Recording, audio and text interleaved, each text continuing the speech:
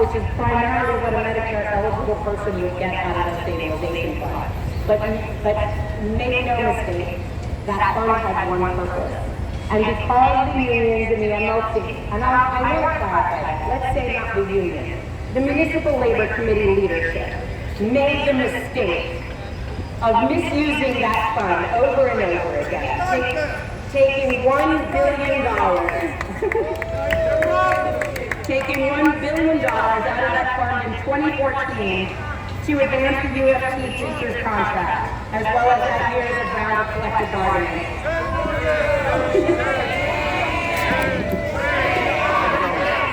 Shame on them! Shame on them! Shame on them! Shame on them! So when they took that money out of the stabilization fund to use for raises, instead of the one purpose it was created for, they created a deficit. They also took extra money out of that fund that they didn't need to take to enrich their welfare funds. That is something that retirees on Medicare do benefit from. However, when that fund was founded, New York City negotiated with the unions to put $30 million into that fund every year. Today, that fund only gets $35 million. If they have the one powerful thing that we don't as retirees, collective bargaining, then they should have collectively bargained to make sure that the city put more money in that stabilization fund. And just like you and I have a savings account and a checking account, when our balance starts to dip, we know that we need to do something to either cut back or make more money to put money in that account to cover our debts. However, this leadership unfortunately decided that they were going to enrich themselves by stealing from these people. And we are going to stop that.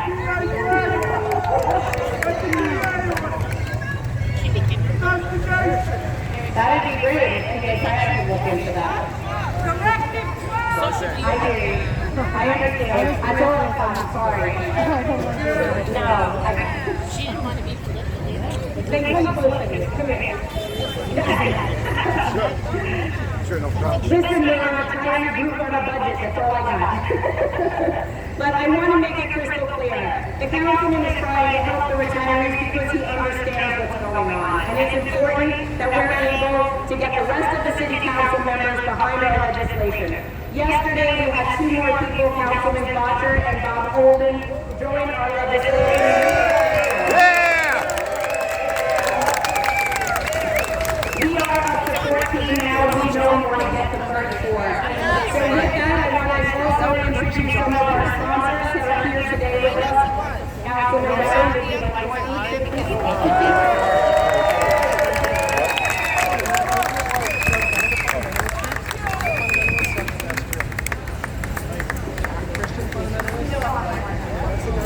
Diamond 7. 5 Power to the people! Power to the people! We will win!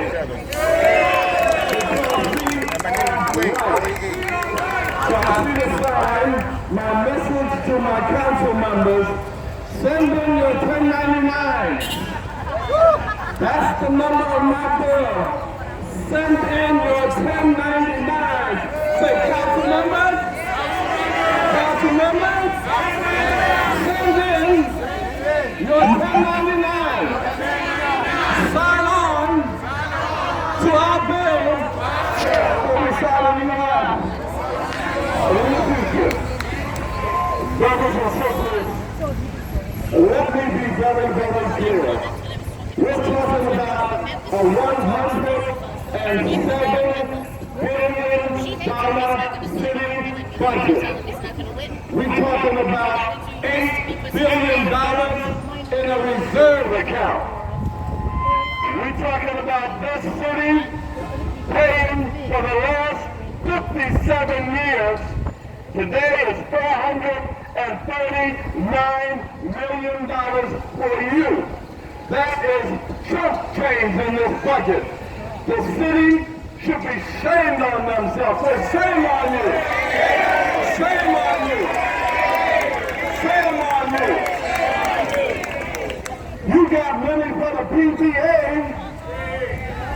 You got money for DC 37's leadership.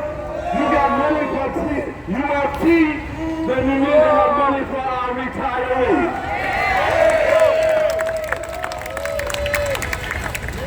We know that any union leader that says they can't do collective bargaining because of my bill, they need to be fired.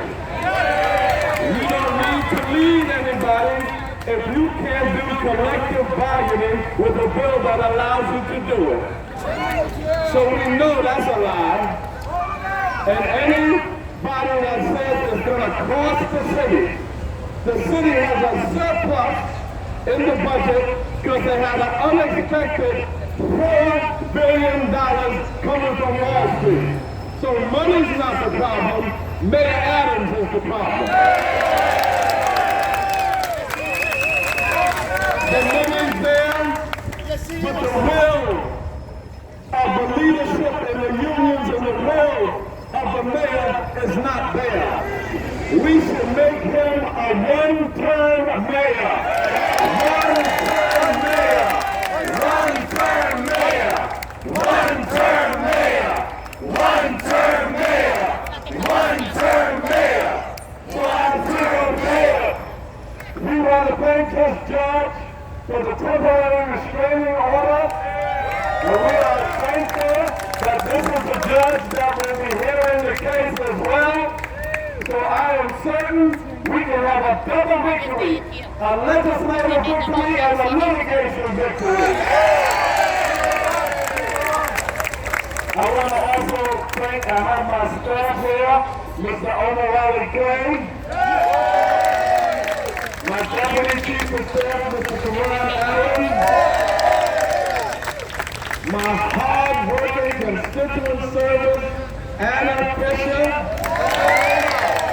and my hard worker with our seniors, Rosalind McIntyre, and that young man that's taking pictures, Vincent Virtue, Constituent Services.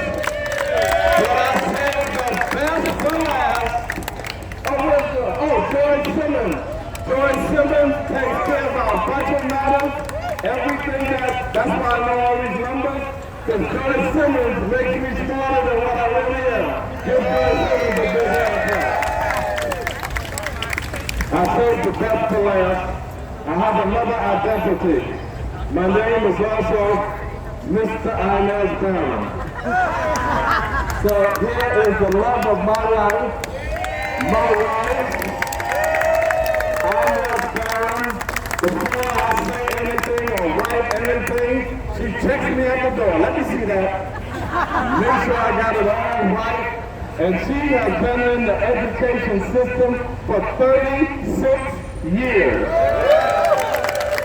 She retired as a principal, and we also all are members of Operation Power.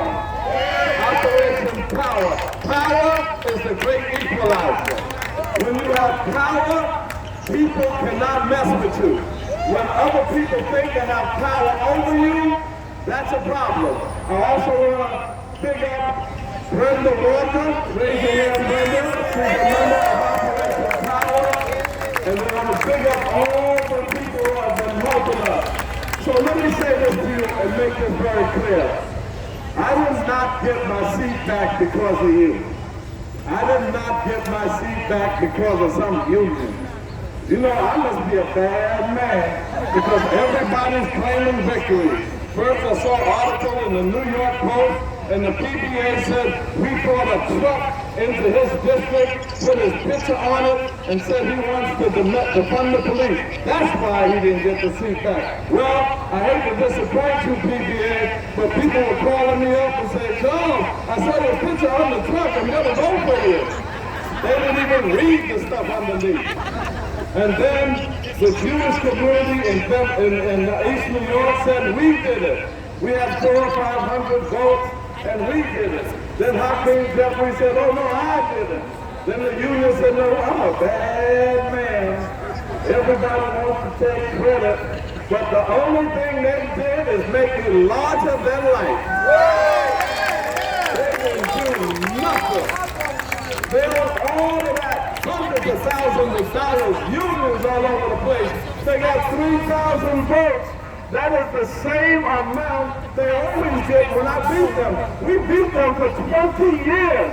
We beat Hakeem Jeffries and his puppet candidates for 20 years. The reason why we didn't get it this time, our people thought we was going to do it again, so they stayed home. And they didn't come out to vote.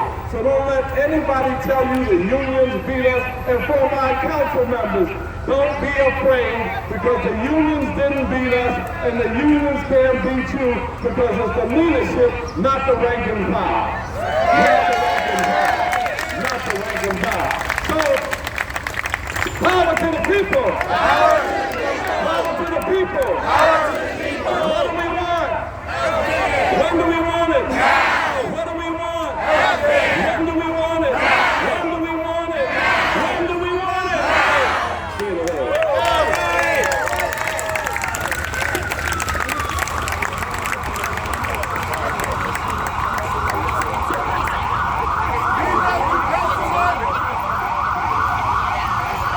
Thank you, everyone. I have another council person that would like to speak, Councilman Art Hagan.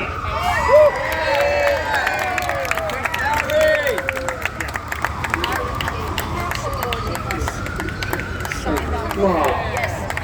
I love you. I'm Councilman Art Hagan, and I'm proud to represent 47th District of South Brooklyn. But I'm New York City Councilman, so I care about the entire New York City and all New Yorkers. I said it before, I will repeat it again. We're talking about hundreds of thousands of people who made our city better, safer, cleaner for decades. So I believe that trend will be very right. Congratulations on our first victory. There will be many more victories. I said it before, I will repeat it again. We will win this battle because we're on the right side of the history. Am I right about this? What do we want? Medicare. When do we want it? Now. What do we want it? Medicare. When do we want it? Now. Also, every day I open another newspaper, another website. City saying we don't have money for retirees. It's too expensive. Millions of dollars, very expensive. All of a sudden, Department of Health sending letters with $5 bills for a survey, $9 million total operation. Because they want the people to open this envelope. So $9 million for the garbage, they do have this money.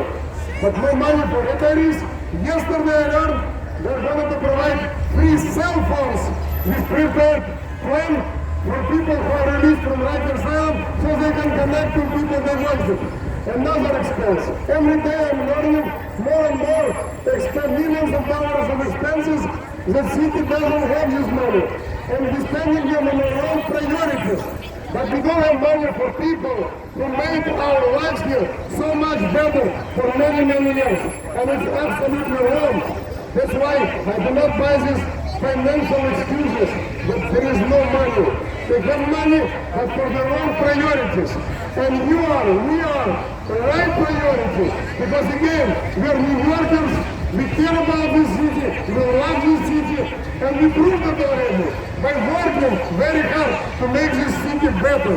That's why financial excuse is not an excuse at all.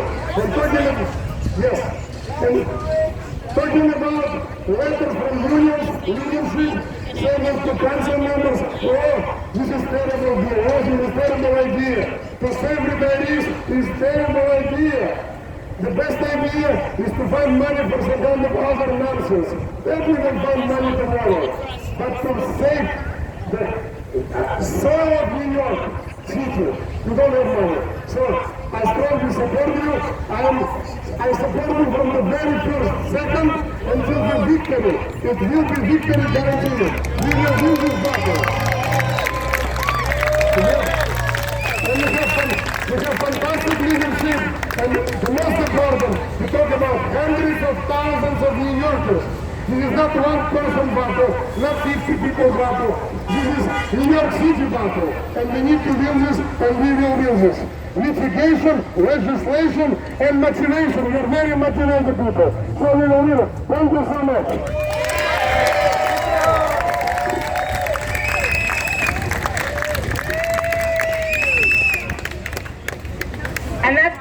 important because we do need to take this on a litigation and legislation. For the council members that we've kept calling this week that say that they're on the fence, they need to get off the fence. Several of them, including a few from Staten Island, have said, you just get that bill to the floor and we'll get on it. I don't know, do you see him? I don't see him. And then other council members will tell us, well, you know, the unions keep telling us it's illegal, or the unions keep telling us that there's no funding. It doesn't need funding. It's been funded since 1967. It doesn't need to be a special funding. The law currently reads the city will pay, as the judge said, will pay the full cost of health insurance up to the HIP HMO for every employee, retiree, and their dependent. Our funding has been in the budget since 1966. So, if it's not there today, where did it go? Remember, Medicare retiree health care has been a line item in the budget since 1966. It doesn't need a special funding. It also does not come out of the Health Insurance Stabilization Fund. And I'm going to say this till I'm blue in the face. Someone needs to put rules in place and look into why the Stabilization Fund has been misused the way it has. It's not supposed to have been used that way. It was never supposed to be used for health care. It was always supposed to be used for health care. It was never supposed to be used for raises or filling budget gaps by greedy mayors. We used to have a controller, Bernie Rosen. Everyone would go to Bernie and say, hey, I need some money. You know where we can find it? And Bernie would always find some corner of the budget where he could eke out a couple $1 million to put things in to pay for something that was important. So not only are we keep saying that our health care is already funded, but we're also calling on the controller. Do what Bernie used to do.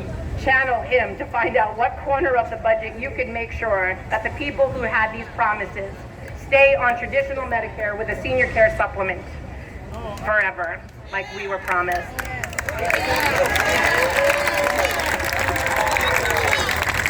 I'm not buying lies. We're just going to keep calling them out, and I'm sick and tired of having to debunk them. But if you don't call those lies out, those lies stand as truth. And I'm not going to let that happen, and neither are any of these people. I know. We're not taking it anymore. So, listen, it's hot out. Are you okay, John?